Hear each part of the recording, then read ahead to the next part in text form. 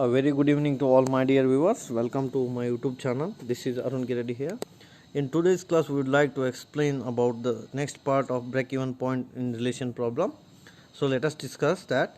In this problem, selling price is given at a rupees 150 per unit, and variable cost is given as a rupees 90 per unit. Fixed cost is given as a rupees 60,000. So here three information is given clearly. Selling price ಕೊಟ್ಟಾರ 150 per unit, variable cost ಕೊಟ್ಟಾರ 90 per unit ಕೊಟ್ಟಾರ, fixed cost ಕೊಟ್ಟಾರ rupees 60,000. ಇಲ್ಲಿ ನೀವು ಎರಡು information ಕಂಡುಹಿಡಿಯಿರಿ ಅಂತ ಕೊಟ್ಟಾರ. ಫಸ್ಟ್ ಇನ್ಫಾರ್ಮೇಷನ್ ಈಸ್ BEP ಕೊಟ್ಟಾರ, ಬ್ರೇಕ್ ಈವನ್ ಪಾಯಿಂಟ್ ಕಂಡುಹಿಡಿಯಿರಿ ಅಂತ. ಸೆಕೆಂಡ್ ಇನ್ಫಾರ್ಮೇಷನ್ ಏನು ಕೊಟ್ಟಾರ ಅಂದ್ರೆ what is the selling price per unit if BEP is 12,000 unit. Break even point 12,000 unit ಇದ್ದಾಗ ಸೆಲ್ಲಿಂಗ್ ಪ್ರೈಸ್ ಏನು ಇದೆ ಅಂತ ಕಂಡುಹಿಡಿಯಿರಿ ಅಂತ ಎರಡು ಇನ್ಫಾರ್ಮೇಷನ್ ಕಂಡುಹಿಡ್ಕೋಬೇಕು ನಾವು. So let us discuss the answer. First ಕ್ವಶನ್ಗೆ ಆನ್ಸರ್ ನೋಡೋಣ, ಬ್ರೇಕ್ ಈವನ್ ಪಾಯಿಂಟ್ ಎಷ್ಟಿದೆ ಅಂತ. So break even point is equal to V have to apply the formula fixed cost divided by contribution. Usually amount ಇದ್ದಾಗ contribution ತೊಗೋಬೇಕು, but ಇಲ್ಲಿ contribution per unit ಐತೆ, ಹಾಗಾಗಿ per unit ಬರೀಬೇಕು ನಾವು. So fixed cost divided by contribution per unit ಬರೀಬೇಕು, that is a BEP. So fix cost ಎಷ್ಟಿದೆ ರೀ ಅಂದರೆ 60,000 ಇದೆ. ಸೊ 6 lakh ಇದೆ. Okay, so fix cost is 6 lakh. Problem ಆಗ 6 lakh ಇದೆ. So 6 lakh divided by, so contribution per unit, this is a very important point, contribution per unit. So last ಪ್ರಾಬ್ಲಮ್ನ ನಾ ಹೇಳಿ ಕಾಂಟ್ರಿಬ್ಯೂಷನ್ ಹೆಂಗೆ ಕಂಡುಹಿಡ್ಕೋಬೇಕು ಅಂದ್ರೆ contribution is equal to sales minus variable cost ಕಂಡುಹಿಡ್ಕೋಬೇಕು.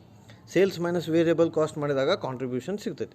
So ಇಲ್ಲಿ contribution per unit ಕೇರ್ ಅವರು, ಹಾಗಾದ್ರೆ ಸೇಲ್ಸ್ ತೊಗೋಬೇಕೀಗ. ಸೇಲ್ಸ್ 150 ಅದ, ಸೊ 150 ಬರೀಬೇಕು. ಮೈನಸ್ ವೇರಿಯೇಬಲ್ ಕಾಸ್ಟ್ 90 ಇದೆ, ಹಾಗಾಗಿ 90 ಬರೀಬೇಕು. So 150 minus 90 is 60. So this is about contribution per unit. Now the answer is fix cost is 6 lakh, then the contribution per unit is rupees 60. Then what is your break even point? Rupees 10,000. How do you get 10,000? 60,000 fixed cost ತೊಗೊಂಡಿವಿ, divided by contribution per unit 60 ಬಂದದ. So divided by ಮಾಡಿದಾಗ 10,000 is your break even point. So ಇಲ್ಲಿ contribution ಸಿಗಬೇಕು ಅಂದ್ರೆ sales minus variable cost ಮಾಡಬೇಕು. So ಈಗ ಇದು ಒಂದೇ ಕ್ವಶನ್ ಮುಗೀತು. ಬ್ರೇಕ್ ಈವನ್ ಪಾಯಿಂಟ್ ಎಷ್ಟು ಬಂತು? 10,000 ಯೂನಿಟ್ ಬಂತು. Now the question is arise, second question is very important. What is the selling price per unit if break even point is 12,000 unit? ಒಂದು ವೇಳೆ ಬ್ರೇಕ್ ಈವನ್ ಪಾಯಿಂಟ್ 12,000 ಯೂನಿಟ್ ಇದ್ದಾಗ selling price ಏನು ಅಂತ ನಾವು ಕಂಡುಹಿಡ್ಕೋಬೇಕು. ಅದನ್ನು ಕಂಡುಹಿಡ್ಕೋಬೇಕು ಅಂದರೆ first we have to return as like this. When break even point is 12,000 unit, then the contribution is calculated as follows. When the break even point is 12,000 unit, the contribution is calculated like this. So ಇಲ್ಲಿ calculate ಮಾಡಬೇಕಾದ್ರೆ ನೋಡಿ ಈ ಫಾರ್ಮುಲಾನ ಬರೀಬೇಕು ನಾವು.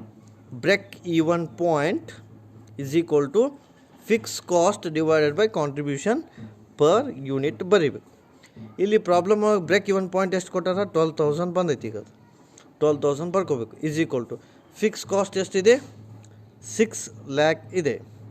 So ಹಂಗಾದ್ರೆ contribution ಬರ್ಕೋಬೇಕು, ಯಾಕಂದ್ರೆ ಅವ್ರು ಏನು ಕೇಳಾರ ಅವರು, what is the selling price per unit when the break even point is 12,000 unit ಅಂತ.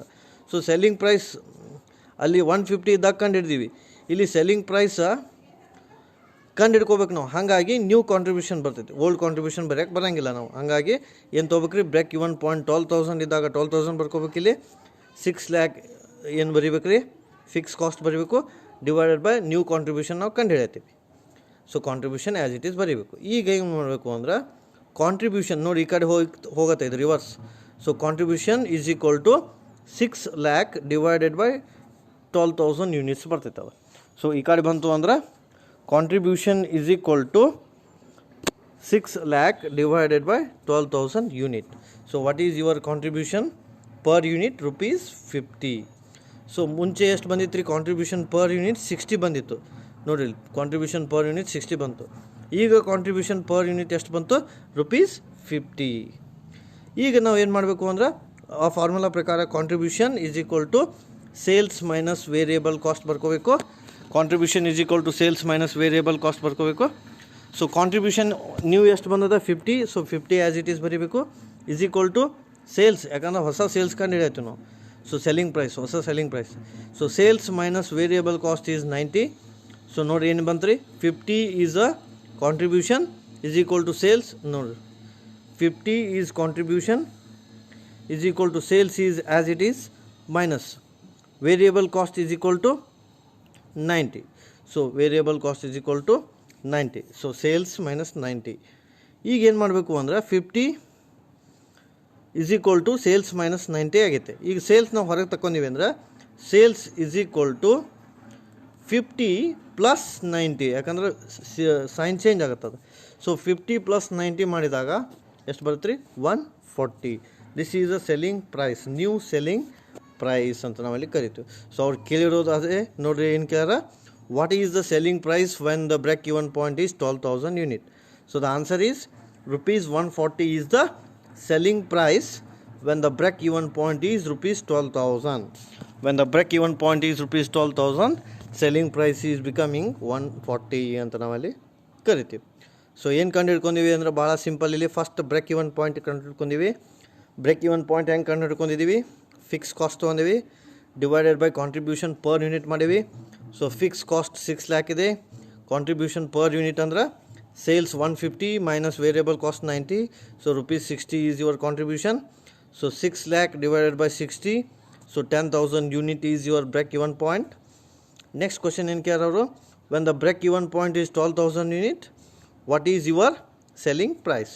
So 12,000 is equal to 6 lakh fixed cost divided by contribution.